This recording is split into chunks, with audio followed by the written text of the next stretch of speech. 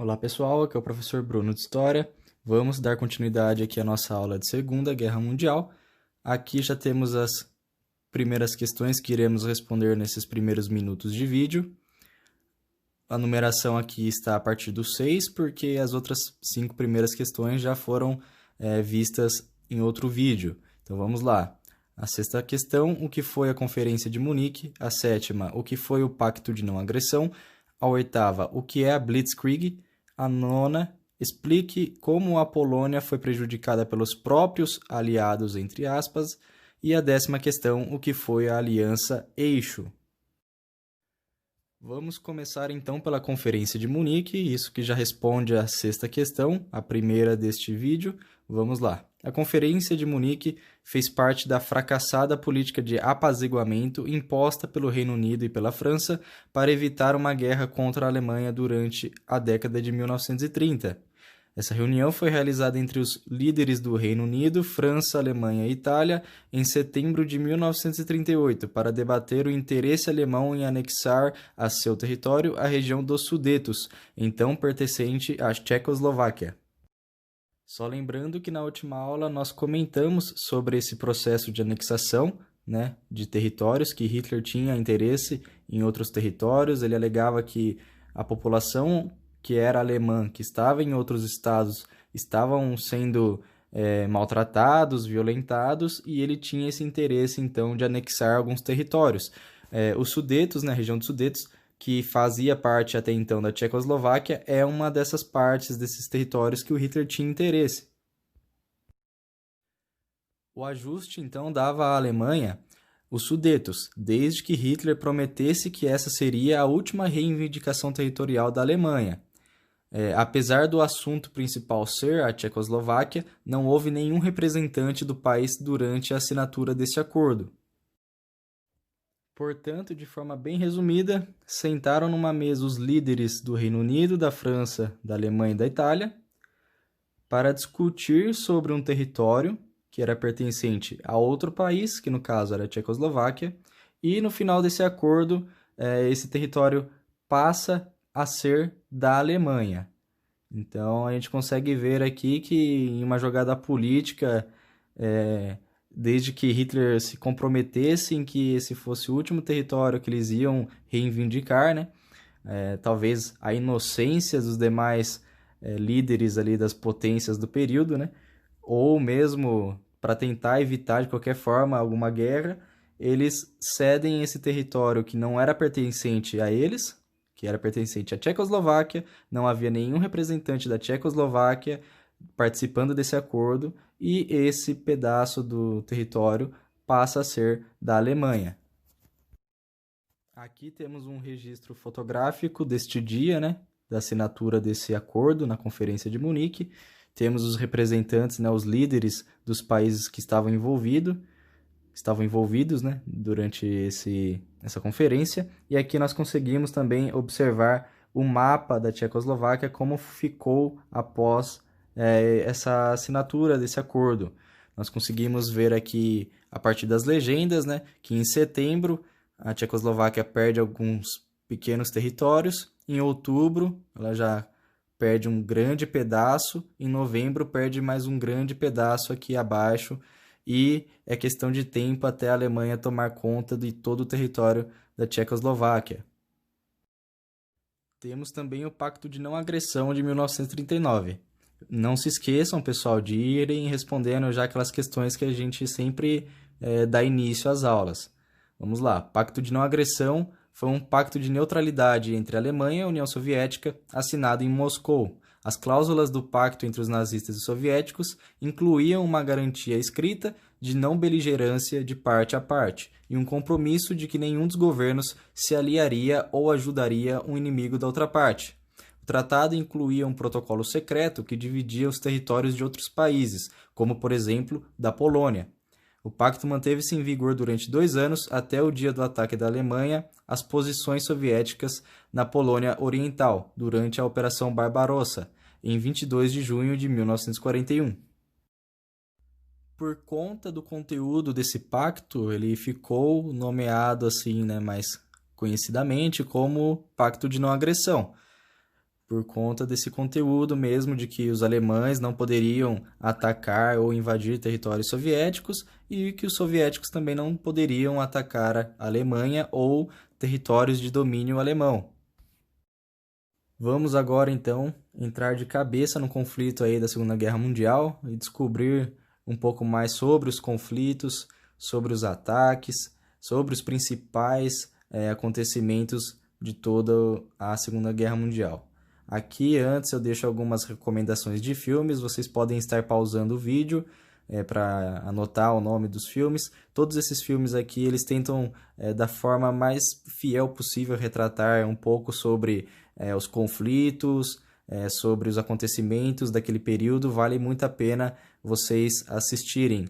Separa um tempo aí, assista algum desses filmes. Tem muitos outros também que não deu para colocar aqui, mas fica aí a indicação de alguns filmes para vocês. Aqui vamos precisar relembrar um pouco sobre a Conferência de Munique, em que foi assinado lá um tratado, que Hitler falava que não ia tentar invadir nenhum território, que a região dos Sudetos era a última região que a Alemanha tinha interesse, e aqui ele rasga mais uma vez um tratado assinado, né, pela Alemanha, e ele invade a Polônia. Portanto, neste momento, a França, a Inglaterra, que já tinha avisado Hitler que ele e a Alemanha não deveria mais tomar nenhum território de nenhum outro país, é o momento em que é declarada a guerra à Alemanha. Então, o Hitler ele percebe que o método usado na Primeira Guerra Mundial, das disputas em trincheiras, não era eficaz. Portanto, ele desenvolve um novo método de guerra, que ficou conhecido como Blitzkrieg, ou Guerra Relâmpago em português. E esse nome ele só é dado a esse método de guerra depois que ele tem contato com os inimigos de guerra. Então, o pessoal que era parte do exército inglês, francês, eles que vão dar esse nome para esse método de batalha. Por que Guerra Relâmpago, né? Ela era baseada no rápido deslocamento de blindados no campo de batalha, com uma íntima coordenação entre as forças terrestres e aéreas. Isso só na invasão da Polônia, pessoal, mobilizou 1,5 milhão de soldados, apoiados por 3.600 blindados e quase 2.000 aviões de guerra. A invasão alemã pegou os poloneses com o exército parcialmente desmobilizado, pois a Polônia havia sido orientada pela França e pela Inglaterra a não mobilizar suas forças, para que Hitler não utilizasse disso como um pretexto para um ataque. Novamente, nós podemos observar que tudo foi feito para evitar um novo conflito, né? Uma nova guerra, um conflito bélico.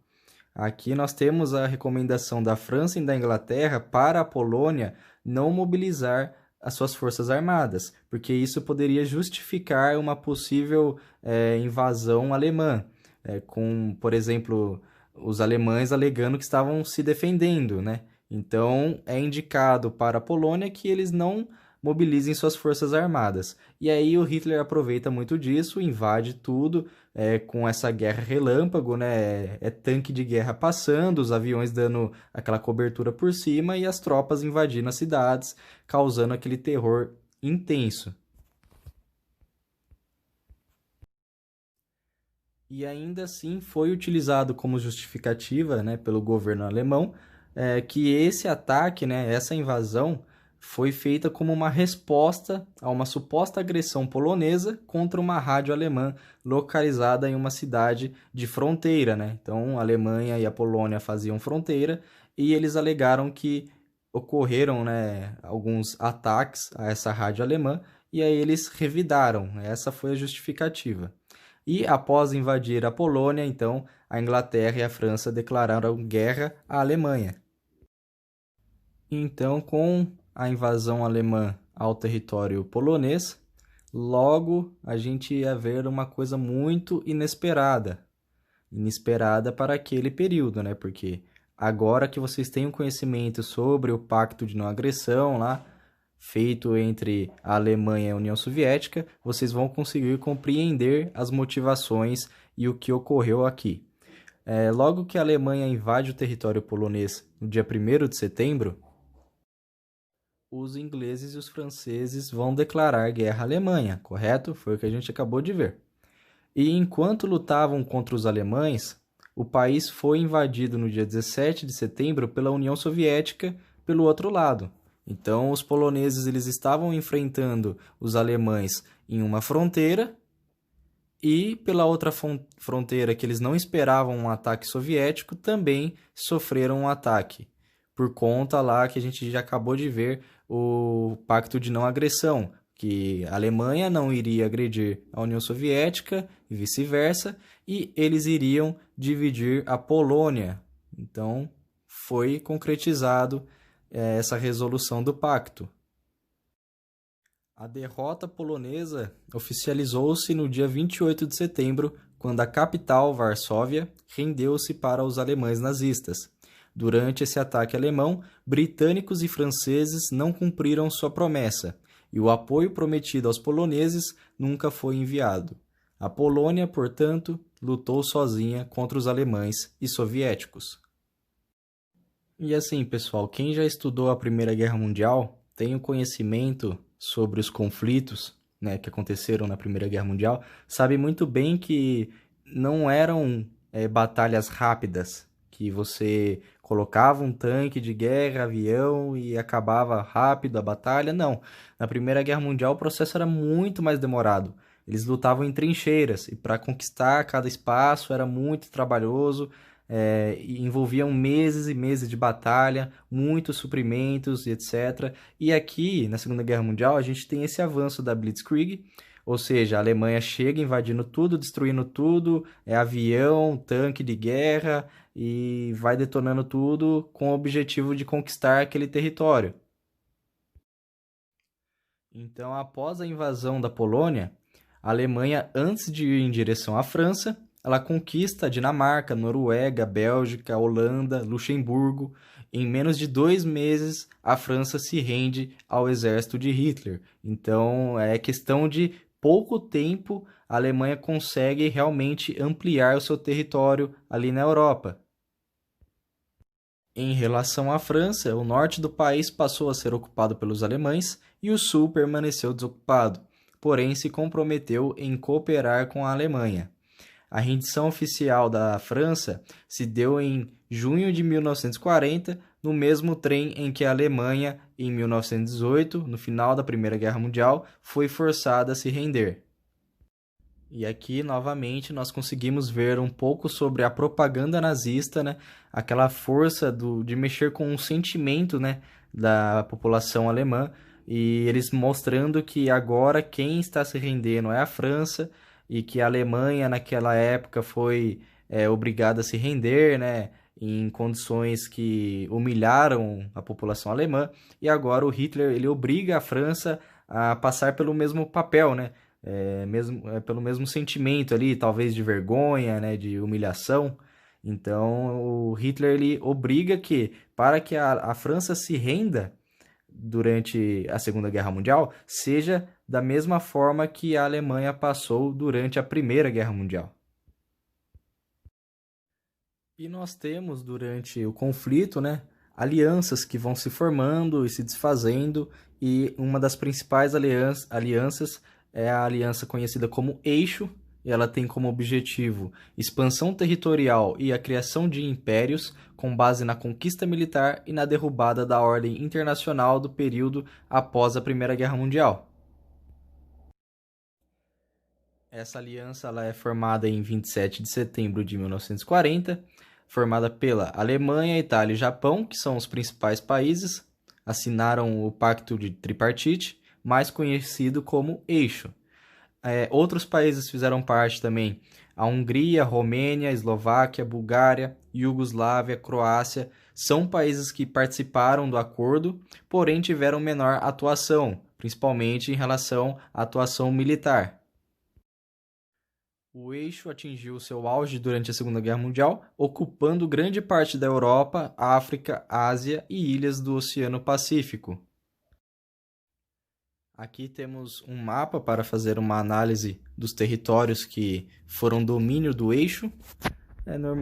Conseguimos observar aqui que grande parte é na Europa, né? Temos aqui a Alemanha, alguns países que eu já citei, Hungria, Romênia, Bulgária, a Itália, que também fazia parte. Temos aqui em cima a Finlândia, que foi também dominada pela Alemanha, invadida. E aqui nós conseguimos, num mapa mais mundial, ver alguns territórios que são domínio do eixo, a partir da Ásia aqui pelo Japão, e alguns territórios aqui na África também.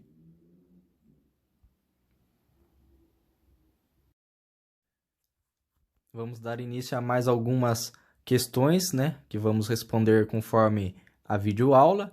Primeira questão aqui, em sua opinião, o ataque em Pearl Harbor foi de fato surpresa? Segunda questão, o Império do Japão era uma possível ameaça aos Estados Unidos? Terceira questão, o que os Estados Unidos fizeram para tentar impedir o avanço da expansão japonesa? E eu trago uma questão aqui para reflexão. Então, conforme eu for falando agora sobre a aula, vocês vão pensando nisso. A história precisa ser comprovada por alguma fonte concreta ou podemos trabalhar com teorias não comprovadas? Fica aí o questionamento para vocês, para reflexão. Por que que eu deixei aquele questionamento, né? Aquela reflexão para vocês agora que nós vamos falar sobre o ataque a Pearl Harbor? Eu já tinha dado um leve spoiler para vocês lá na outra aula, né? Mas agora nós vamos nos aprofundar nesse tema. Realizado em 7 de dezembro de 1941, marcou o início do conflito entre Estados Unidos e Japão durante a Segunda Guerra Mundial. O ataque foi uma surpresa tentativa de destruir a frota naval dos Estados Unidos, que estava no Havaí. Aviões japoneses bombardearam a base naval de Pearl Harbor, nos Estados Unidos. A indignação da população norte-americana acabou com a escolha que o país havia feito de não se envolver na guerra, e, no dia seguinte, os Estados Unidos declararam guerra ao Japão. O ataque a Pearl Harbor fazia parte do projeto de expansão territorial que o Japão havia colocado em prática desde a década de 1930, quando havia iniciado a invasão da China. O saldo de destruição do ataque para os americanos foi mais de 2.500 mortes e cerca de 19 navios que afundaram ou que foram danificados. No Japão, o ataque a Pearl Harbor foi considerado e propagandeado como uma grande vitória japonesa. A estratégia japonesa era impor rápidas derrotas nos Estados Unidos para forçar uma negociação e rendição dos americanos. Acabou que o conflito entre as duas nações estendeu-se até 1945. Aqui, novamente, nós vemos o poder da propaganda. Então, dentro dessa Segunda Guerra Mundial, tem duas coisas que vão influenciar muito os conflitos: a propaganda e a espionagem. A propaganda, como a gente já viu, tem muito impacto tanto no lado da Alemanha, agora nós vamos ver também dentro do Japão, por conta do Japão ter feito esse ataque, ter dado certo, né? Foi um ataque surpresa, então eles conseguiram atingir o objetivo deles de destruição ali do porto de Pearl Harbor, né? Das frotas marítimas ali dos Estados Unidos. Porém, a intenção, né, o objetivo, no fim das contas, não foi cumprido por conta que a ideia de impor rápidas derrotas aos Estados Unidos não foi concluído, não foi alcançado, né? Eles divulgaram Pearl Harbor dentro do Japão como se fosse realmente uma vitória grandiosa conquistada. Porém, haviam, inclusive, diversos oficiais do exército japonês de altas patentes que consideravam esse ataque um erro, porque eles já tinham a consciência de que os Estados Unidos iria revidar, né, iria contra-atacar, e que os Estados Unidos tinha mesmo um poder militar muito maior do que o poder militar japonês. Agora eu vou disponibilizar para vocês um vídeo que mostra um pouco do que foi esse dia desse ataque a Pearl Harbor. Então vocês vão poder acompanhar a partir de agora alguns momentos que aconteceram. Claro que esses registros fazem parte de um filme que não, obviamente, não foi filmado durante o dia, né, em que aconteceu, mas são registros fiéis aos acontecimentos. vocês poderão acompanhar a partir de agora.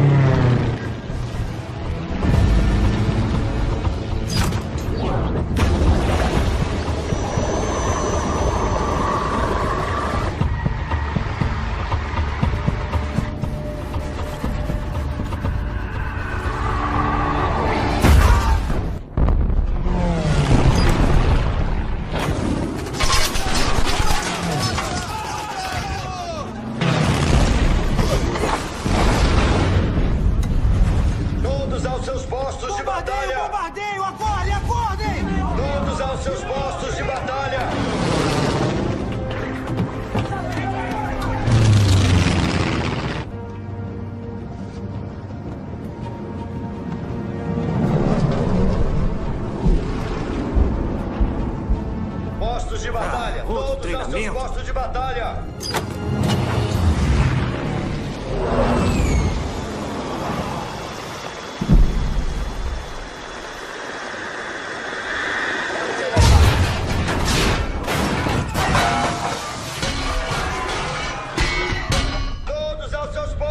O que é isso? É uma bomba!